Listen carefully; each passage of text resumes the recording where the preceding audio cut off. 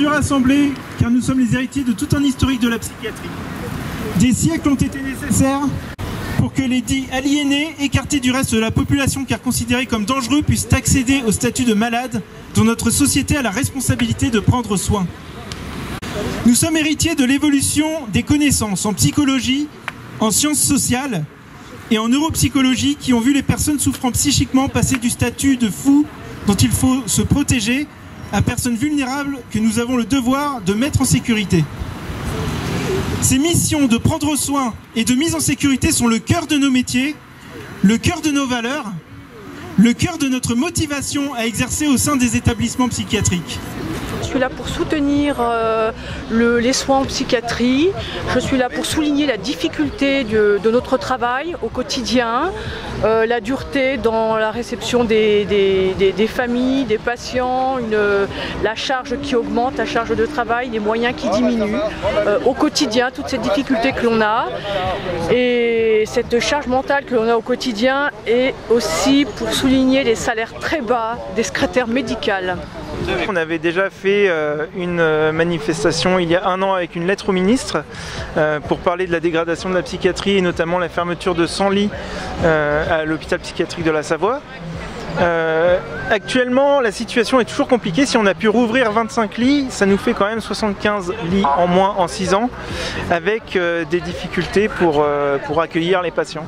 Là, on voit actuellement dans les unités, c'est quand même difficile d'entendre dire les patients, il n'y a personne pour nous accompagner quand on a droit à des sorties dans le parc, par exemple. N'ayant pas les capacités, les patients en fait, ils sont pris en charge là où ils peuvent et pas forcément à l'endroit le plus adapté à la base. Et ce qu'on voit notamment énormément, c'est les patients qui vont aux urgences parce que ne pouvant obtenir de place à l'intra-hospitalier, ne pouvant être suivis à l'extérieur, parce qu'un suivi à l'extérieur, il faut savoir que c'est 8 mois d'attente, enfin entre 2 et 8 mois d'attente pour voir un psychiatre pour les adultes et à peu près 1 an d'attente pour les enfants et les adolescents. C'est intenable. Donc quand ils ne peuvent pas avoir ce suivi à l'extérieur ni en intra, eh bien, ils se reportent vers les urgences qui sont déjà saturées comme on le sait. Alors il y a déjà des suivis psychiatriques, il y a des équipes qui font la liaison avec les prisons, déjà donc des infirmiers psychiatriques qui se rendent sur place, mais effectivement il y a besoin de plus en plus d'extérioriser ces suivis puisqu'on n'a plus les capacités de pouvoir accueillir les patients au sein même de l'établissement. Aujourd'hui, la plus grosse difficulté, c'est le manque d'effectifs qui est criant, donc, comme sur tous les centres hospitaliers de France. Et puis des fermetures de pavillons régulières qui nous embolisent dans les services avec beaucoup plus de patients qu'à l'habitude. Et puis toujours des soucis au niveau médicaux, manque de médecins, manque de personnel en général, voilà, qui nous mettent en situation difficile tous les jours et c'est vraiment difficile d'exercer aujourd'hui. Quelle est l'autonomie d'un chef d'établissement, d'un directeur d'établissement aujourd'hui, justement comme marge de manœuvre par rapport à ces directives nationales? Alors les directives nationales, effectivement, lui, il doit respecter les enveloppes qui sont données par le gouvernement. Des enveloppes, on sait, qui sont insuffisantes. Cependant, il a quand même des marges de manœuvre. On voit que par exemple dans notre établissement, une part importante d'argent est donnée à des cabinets privés qui vont prendre en charge les projets d'établissement par exemple.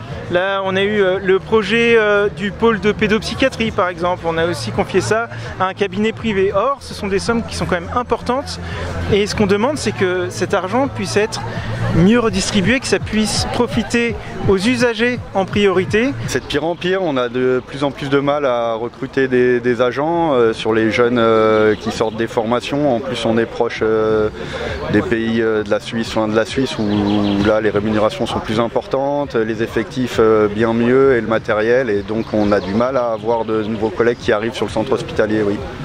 On accepte en tant que soignant de faire des horaires décalés, de travailler parfois de nuit, d'avoir des contextes qui sont difficiles pour pouvoir prendre en soin la population. Or, là, le contrat n'est pas respecté parce qu'on ne donne plus les moyens de prendre soin. Donc on supporte des conditions difficiles, mais on n'a pas les moyens nécessaires pour pouvoir mener à bien notre mission. C'est un virage néolibéral qui vient mettre à mal l'ensemble de ces valeurs. La santé est alors considérée comme un produit, comme les autres, une charge financière et non plus un service. un coût qu'il faudrait sans cesse réfréner. Il s'agit de réduire l'offre publique pour comprimer la demande des usagers. L'enjeu a donc été de diminuer les effectifs médicaux, entraînant par là même des fermetures d'unités. Et comme les besoins, eux, ne baissent pas, alors ceux qui ont les moyens se tournent vers le privé.